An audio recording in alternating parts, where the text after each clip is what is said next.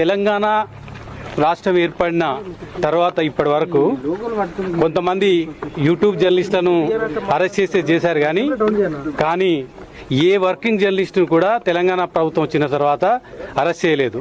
కానీ రేవంత్ రెడ్డి గారి ప్రభుత్వం ఒక వర్కింగ్ జర్నలిస్టులను చేయని తప్పుకు మానసిక క్షోభకు గురి చేసేటట్లుగా మొత్తం కూడా అరెస్ట్ చేసి 24 గంటలు మానసిక క్షోభకు గురి చేశారు.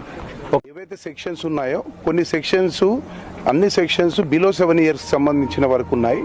అందులో మేము కోర్టుకు చెప్పడం జరిగింది. ఎక్కడ కూడా విక్టిమ్ ఎవరైతే అంటున్నారో ఎక్కడ కూడా పేరు చెప్పడం కానీ అదేవిధంగా వారి యొక్క స్టేట్మెంట్ రికార్డ్ చేయడం కూడా జరగలేదని కూడా మేము చెప్పడం జరిగింది. ఎందుకంటే ఎక్కడ కూడా లా ప్రకారంగా ఒక తప్పు జరిగిందన్నప్పుడు ఎవరికైతే అన్యాయం జరిగిందని చెప్పబడుతుందో ఆ వ్యక్తి యొక్క స్టేట్మెంట్ కంపల్సరీ రికార్డ్ చేయాలి. ఇందులో మేము చేయలేక